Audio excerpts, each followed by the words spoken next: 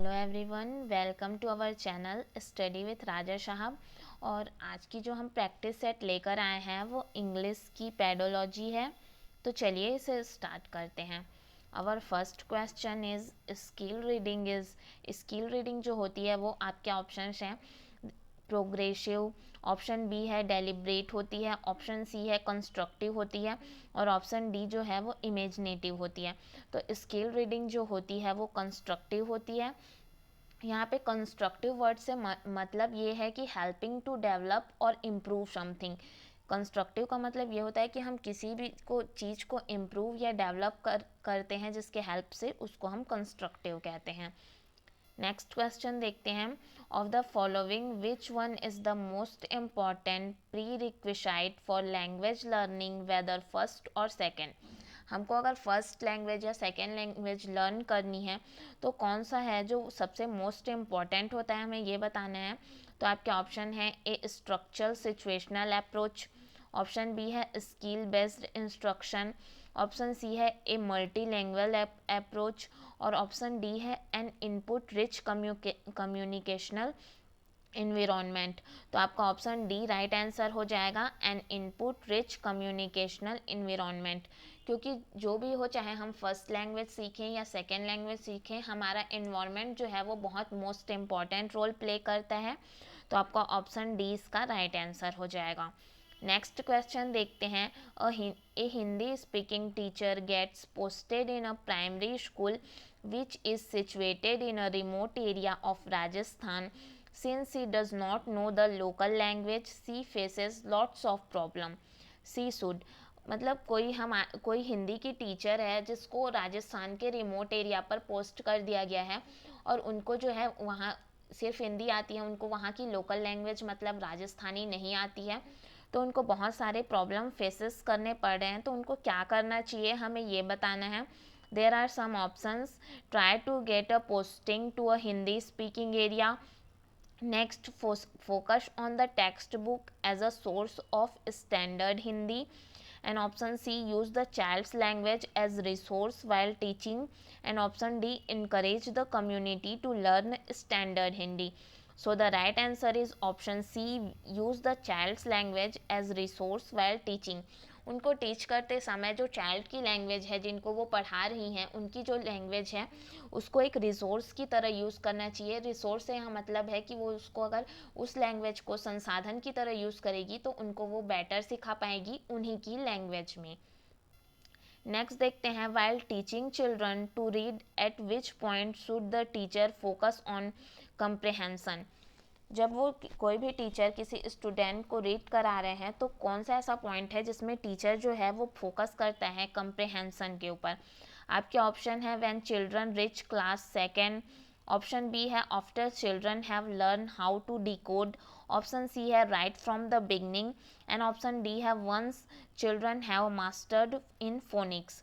तो आपका option C right answer हो जाएगा। जो जब हमको किसी भी चिल्ड्रन को जो है हमको कंप्रेहेंशन पर फोकस करना है अगर टीचर को, तो उसे right from the beginning start करना चाहिए। मतलब जब हम उसको पढ़ाना स्टार्ट कर रहे हैं तभी से हमको उसके कंप्रेहेंशन पर ध्यान देना चाहिए। नेक्स्ट क्वेश्चन है। Here is a list of task commonly included in a language classroom, which of this sees children as active learner. जो चिल्ड्रंस हैं उनको एक एक्टिव लर्नर की तरह दिखाने के लिए हमको कौन से टास्क हैं जो इंक्लूड करने चाहिए क्लास में, ठीक है।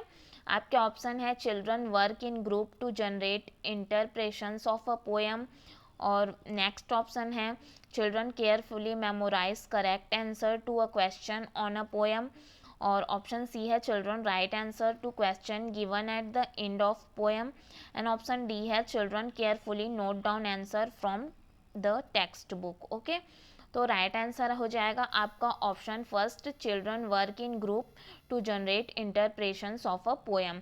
ये जो है वो सबसे बेस्ट थिंग है उनको एक एक्टिव लर्नर्स बनाने के लिए। नेक्स्ट क्वेश्चन देखते हैं।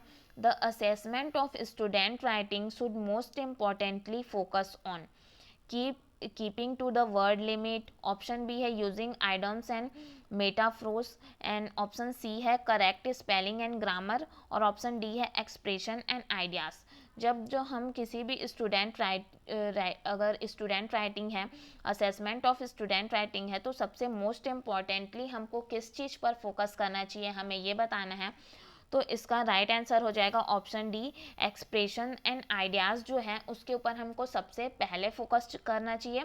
उसके बाद नेक्स्ट में हम वर्ड लिमिट और जो ग्रामर, स्पेलिंग, ये सब जो है वो नेक्स्ट में आएंगे जब, लेकिन फर्स्टली जो फोकस होगा वो रहेगा एक्सप्रेशन और आइडियाज़ पर, कि बच्चा जो है वो किस, उसके आइडियाज़ क्या हैं इन चीज़ों पर।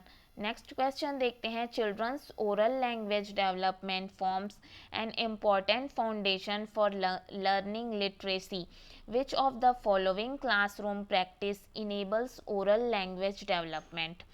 जो कौन सा ऐसा चीज़ है जो उनके, कौन सा ऐसा क्लासरूम प्रैक्टिस है जो उनके ओरल लैंग्वेज डेवलपमेंट में हेल्प करेगा। तो आपके ऑप्शन है memorising and practising poems individually और in a chorus. Option B है chorus reading of a story in the text book along with the teacher. Option C है practising the correct pronunciation of a words in chorus. और option D है participating in a role plays in a favouriting. ठीक है, तो जो इसमें हमको बताना है कि ओरल लैंग्वेज को अगर हमको डेवलप करना है तो सबसे मोस्ट इम्पॉर्टेंट क्या होगा। तो आपका राइट आंसर हो जाएगा ऑप्शन डी। ठीक है, ये यहाँ पे जो आपका ऑप्शन डी दिख रहा है वो इसका राइट आंसर हो जाएगा। Participating in role plays is the best method for the oral language development in a classroom activity. क्योंकि बच्चे जो होंगे वो कोई भी रोल प्ले करेंगे, मतलब वो उसका जो भी डायलॉग होगा वो सब बोलेंगे, तो उनकी ओरल लैंग्वेज डेवलपमेंट है वो बेहतर तरीके से होगी। नेक्स्ट क्वेश्चन देखते हैं, A teacher of class 3rd realized that vocabulary development is an important factor in enabling students to become a better readers of the following, which might be a good strategy for vocabulary development। जो एक teacher हैं class 3rd को पढ़ा रहे हैं, वो ऐसा सोचते हैं कि वैकेबलरी डेवलपमेंट जो है वो इम्पॉर्टेंट फैक्टर है किसी भी स्टूडेंट को एक अच्छा रीडर बनाने के लिए। तो यहाँ पे जो आपको ऑप्शंस दिए हैं उसमें आपको ये बताना है कि कौन सी स्ट्रेटजी जो है वो वैकेबलरी डेवलपमेंट के लिए अच्छी हो सकती है। आपके ऑप्शन है student underline difficult words from a text and make sentence with them.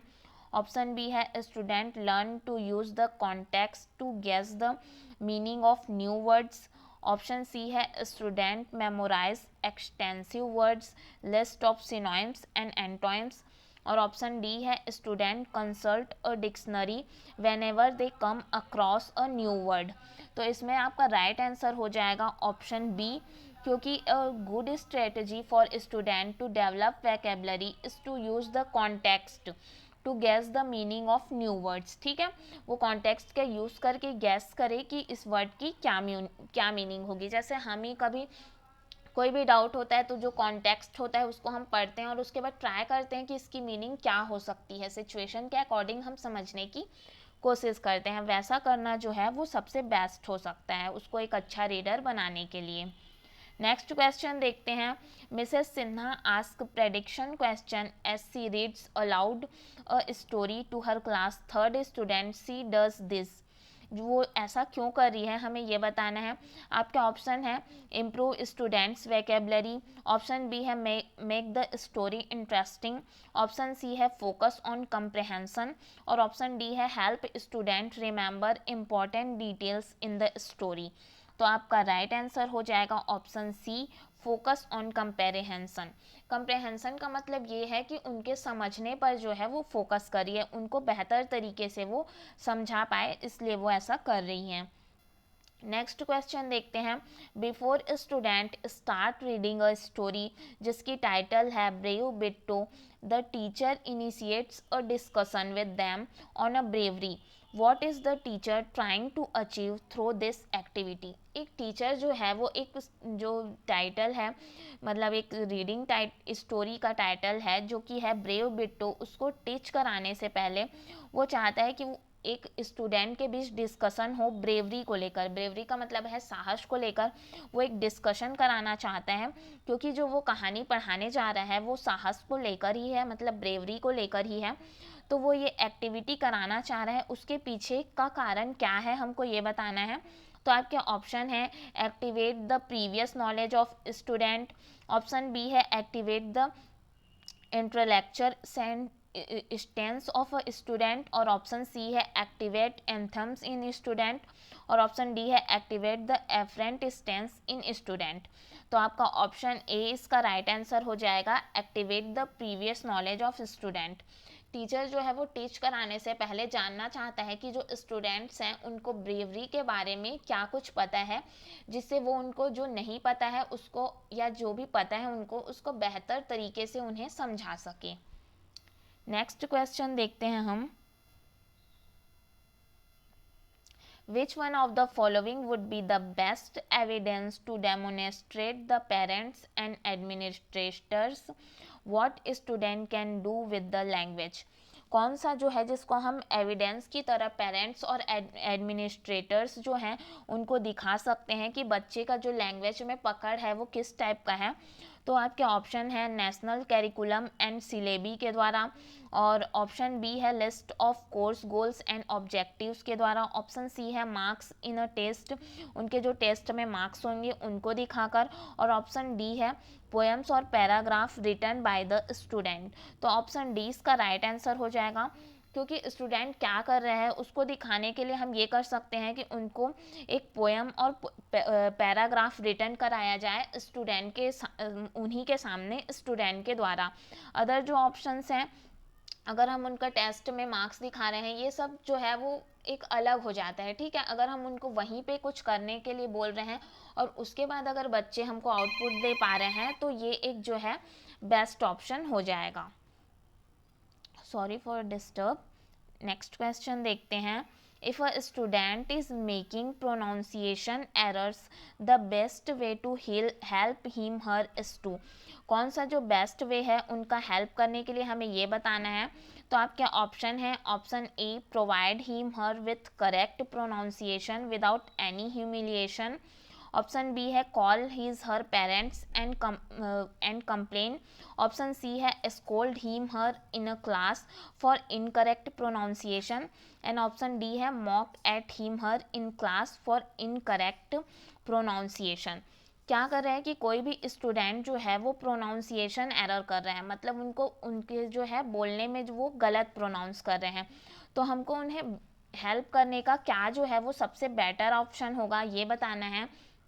तो आपका ऑप्शन ए इसका राइट आंसर हो जाएगा, provide him her with correct pronunciation without any humiliation.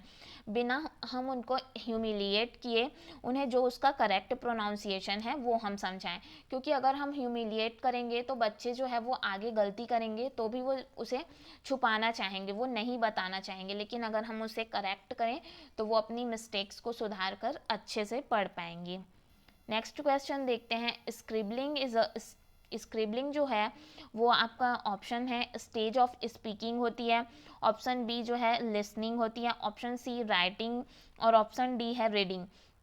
तो सबसे पहले ये जान लेते हैं कि स्क्रिबलिंग क्या होता है। तो स्क्रिबलिंग ये होता है to write something very quickly, मतलब जब हम किसी भी चीज़ को बहुत क्विकली लिखते हैं, जिसे हम घसीटी करना ऐसा कहते हैं, तो ये जो है वो किस कब करते हैं हम ऐसा, ये हमें बताना है।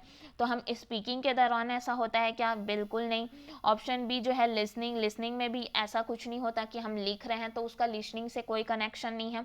मतलब स्क्रिबलिंग का जो होता है वो, स्क्रिबलिंग का मतलब है कि हम किसी भी चीज़ को बहुत जल्दी लिख रहे हैं या घसीटी मारना जो कहते हैं वो कर रहे हैं, तो वो किससे रिलेटेड है? तो आपका ऑप्शन सी इसका राइट आंसर हो जाएगा, ये रीडिंग से रिलेटेड है। नेक्स्ट क्वेश्चन देखते हैं, a primary teacher should introduce reading through.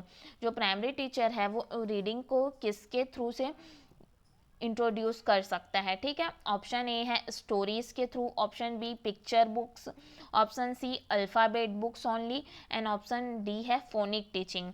तो आपका ऑप्शन बी इसका राइट आंसर हो जाएगा, पिक्चर बुक्स के थ्रू। नेक्स्ट क्वेश्चन देखते हैं, चूज द करेक्ट स्पेलिंग। आपको यहाँ पे जो दिए गए हैं ऑप्शंस, उसमें आपको डजंट की जो है करेक्ट स्पेलिंग बतानी है। तो इसका ऑप्शन सी आपका राइट आंसर हो जाएगा।